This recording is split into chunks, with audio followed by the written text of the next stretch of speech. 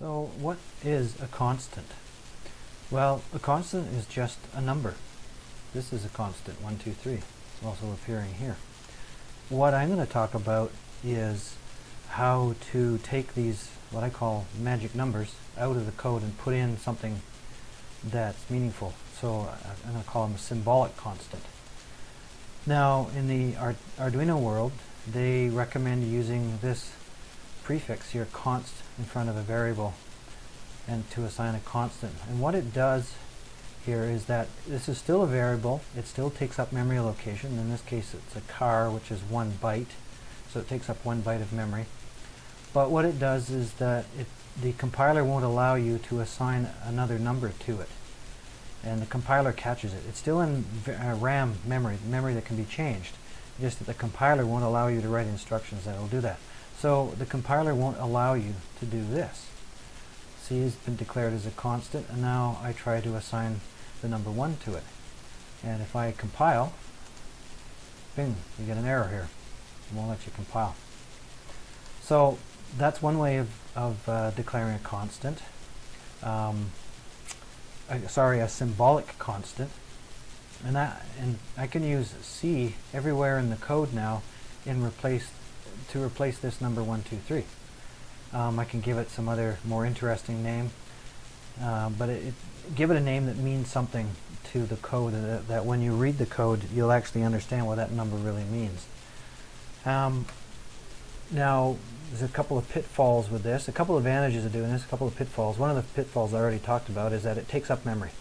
There's a limited amount of RAM in your microcontroller, and it can go very quickly, and unfortunately the compiler doesn't keep track of that. Although the WinAVR compiler, which is what they're using with Arduino, it does keep track of that number and it does print it out. But Arduino's IDE hasn't picked that up, so you don't have any idea of how much RAM is being used by your program. And I've written programs that were pretty big and ran out of RAM, and the compiler didn't say anything. The program compiled properly, but when I tried to run it, it just crashed. I couldn't figure it out, and I started taking stuff out of the program. It freed up some RAM, and it worked fine after that. So RAM is very precious. You don't have a lot of it, and so this is one method that uses up RAM for making a symbolic constant. That's a disadvantage. One of the advantages of it is scope. The scope of the variable. Where is this variable visible? So I've declared it inside this function, setup, and so it will only be visible inside this function. And it will disappear when this function is finished. If I tried to use that variable in here in loop, C wouldn't show up. If I declared C outside of this function, then it's visible to all other functions in the program. That's one advantage if you don't want a variable to appear anywhere else or to be visible to anything else in your program except for where you've declared it. That's one of the advantages of doing this. My preferred method is what I've got up here, a define statement. And so what you type in here is number sign define, and it's important to have this number sign here. It differentiates it from anything else. And what this really does here is it's a text substitution. So what you'll do is you'll write this whole statement. This is what you want to replace the numbers with. So you give it a symbolic name. And then this is what you want to replace, or this is what you want to put in its place. So everywhere in the code that I write this, the compiler will substitute this. So it's basically just a text substitution method. The advantage of this is it does not use up any RAM. The disadvantage of this is that cint, or whatever I declare here, is visible everywhere in this program. And that could run into some problems, depending how big you make your code. So when you use this method, you've got to be careful on how you pick these names. So that is the two simplest ways of creating symbolic constants. Why do we want to use symbolic constants? Well, let's get into that. So here's a program that you may have seen before if you've been following my tutorials. This is the voltmeter program, and I'm going to explain why you should use symbolic constants here. This is a good example right here, and I went through this in my my video on the voltmeter software as well, but I'll go through it again here on this standalone video on the tutorial on the constants. So I've assigned pin numbers to drive my display, and you'll notice that we got these numbers here, and then down here in the software lower down I use those numbers again over and over again.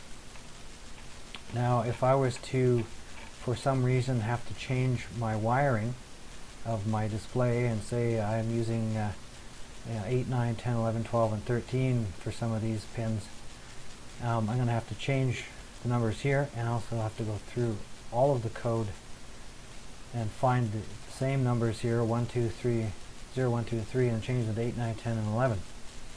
And I have to do that for all of the software, and that becomes tedious, and it becomes problematic. You'll make a mistake, and then suddenly your program is doing weird things that you weren't expecting. So if you would give these names, each one a different name, and assign them up at the beginning using the number sign define statement, or as I described in my tutorial on the voltmeter software, I use this const character, const card, blah blah blah type of statement. So if I bring up my other program here that I wrote, this is again in the other tutorial. So now I've assigned names to these constants, to these digits here, and I used the RAM method type. I could also use the number sign define, and in fact you could just exchange that with number sign define and then take out the equal sign there and the semicolon, and well, it would look like this. I'll just show you.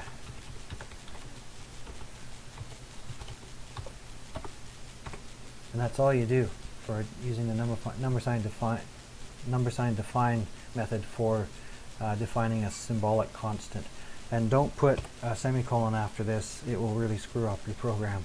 I don't think the compiler will actually catch that, but you'll start ending up with semicolons in the wrong place, and your program may not, or the compiler may not like that.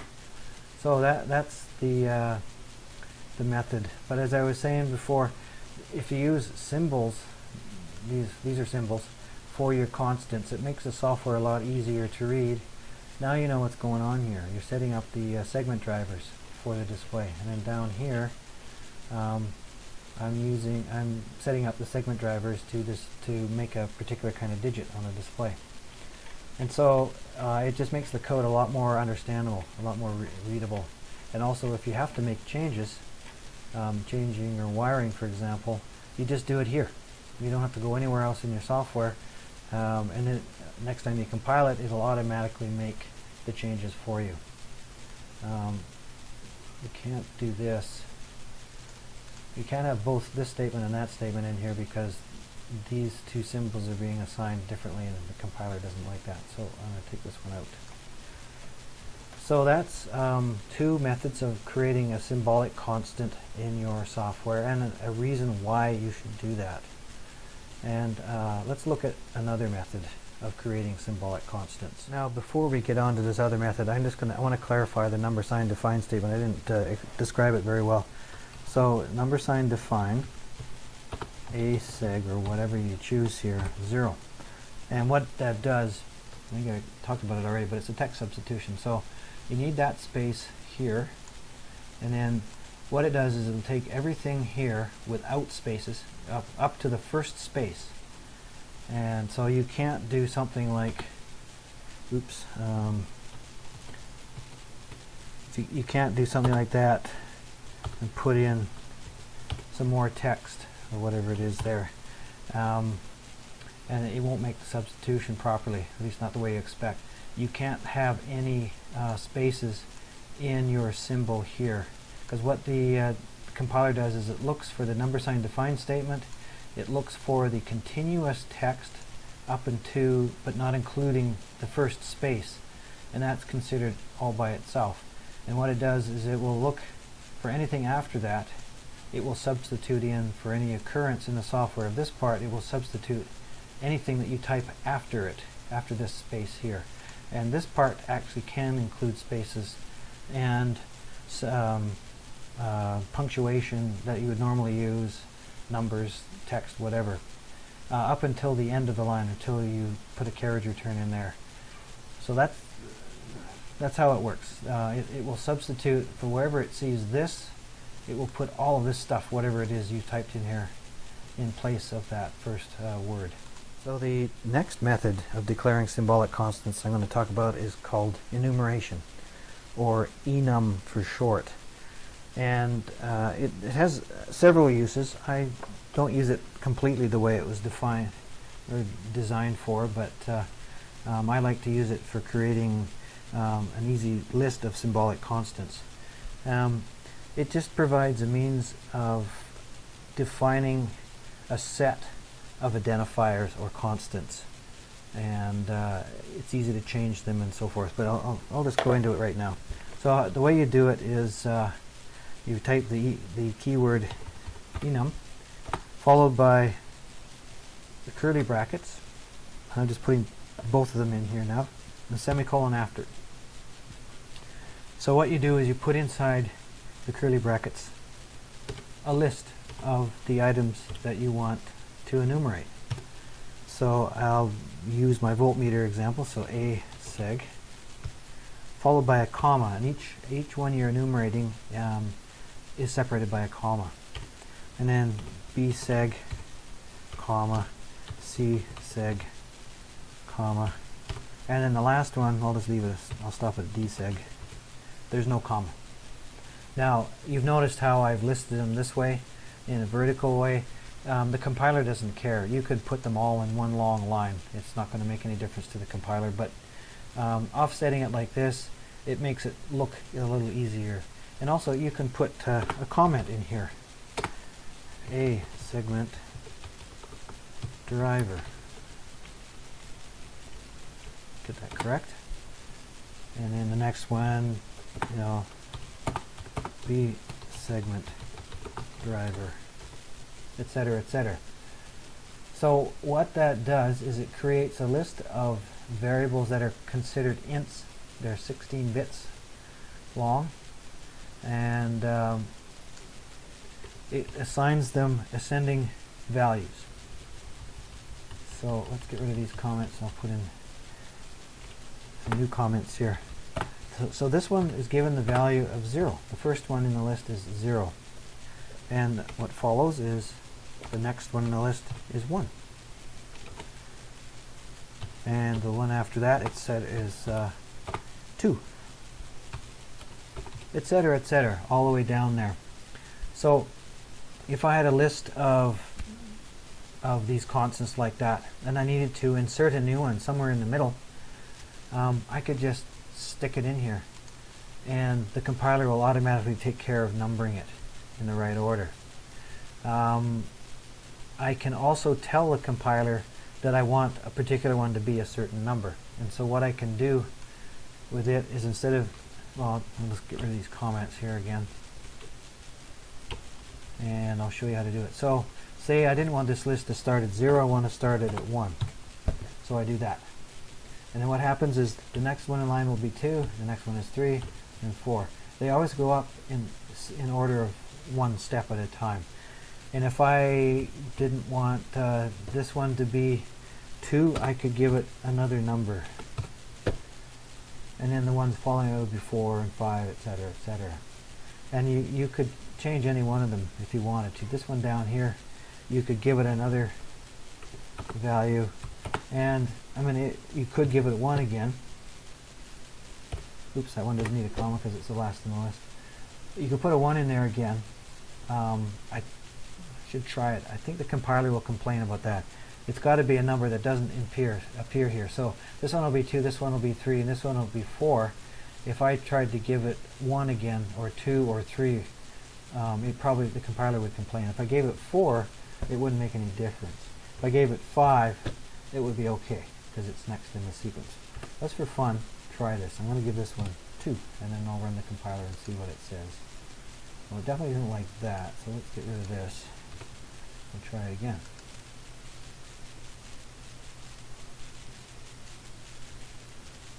And it's compiling. So far, it hasn't complained. It's taking a long time to compile, though. There we go.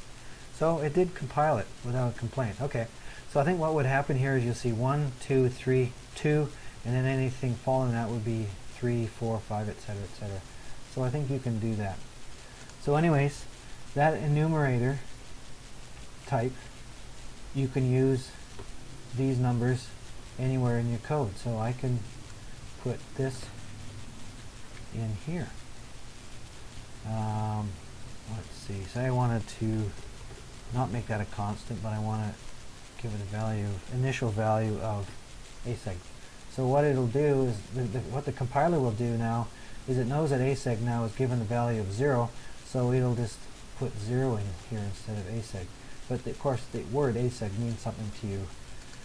The compiler doesn't care what you do there, but this is important for you. So that's another method that I use, is the enumeration statement. It's quite handy because, like I said, it's easy to change this here. You don't have to assign numbers to anything. You just put in your symbols and away you go. Just understand though that you need to use this for symbols that are in ascending order and they're separated by 1 each time. Now I just want to talk a little bit more about this method of declaring a constant, a symbolic constant. You've got to make sure that when you decide on the variable that you don't put a number here that's too big for that variable to hold. So a car is 1 byte, that's 8 bits, so you can put a number in there between 0 and 255. If you put a number here that's bigger than 255, even 256, you'll have a problem. Now when you go to compile this, the compiler is not going to catch that. What the compiler is going to do is just truncate this number so it fits into this byte. So you've got to watch the numbers that you put in here and make sure that the variable that you declare has enough space to hold that number. So if I made this number like this big, that's bigger than a byte, bigger than 255. 2 bytes make up an int, and an int as big as number that an int can hold is 65,535. So that's much bigger than that. So the next one after that would be a long. So you have to make sure you declare this constant using the long designator for the variable here. So this is for this number to fit properly. If I run the compiler doesn't care. It's happy. And what it does, it's going to truncate this number, knock off all the upper numbers, upper bits, and just give you the lower 8 bits and stuff them into here and be done with it. So the number that you get here as your constant isn't what you expect it to be. It'll be something less than that. So that's just a trap that people that are just beginning are going to run into. So just be aware of that. Make sure that the variable you declare here is big enough to hold the number you're going to put in there. So that is 3 very simple ways of creating symbolic constants. Actually, one more thing about the enum. It declared out here, well actually anywhere you declare it in the software, it becomes a global variable or a global name, and so it'll appear in every function everywhere in your file here. If you need to somehow, if you had to reuse this in different functions and they have different numbers or different values, then you can't use this kind of method because this one is global and it'll be visible to anything inside these statements as well, or these functions as well. If I wanted this variable, or if I wanted to make this a constant C, and I only want it to be visible within this function here, this is how I would declare it here. If I wanted to use another variable C out here, for example, I could do this.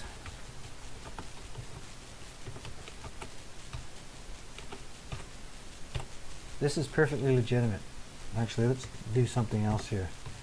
We know now that this number here is not the same as that.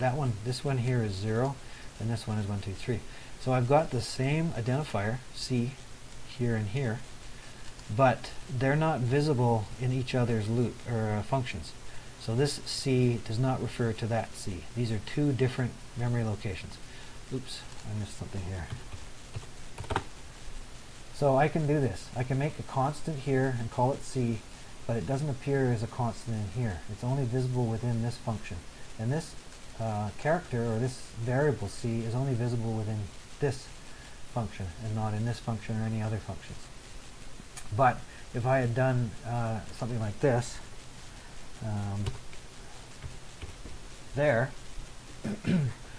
going to be an error because you've got C here and C here, and they mean different things.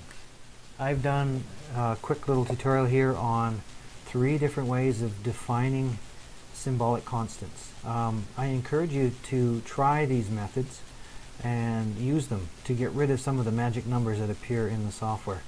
And in some pieces of code that you write, the numbers are meaningful as the number by themselves. So you don't really need to define them as a symbolic constant. But other cases, like in my voltmeter program, the numbers 0 through 7 are kind of confusing, and that's the perfect place to use a symbolic constant instead. So I encourage you to look through your code and try to find ways to get rid of those magic numbers and put in a symbolic constant. So I hope this tutorial was beneficial. Hope you enjoyed it, and stick around and watch some more. There's more coming. Thanks for watching.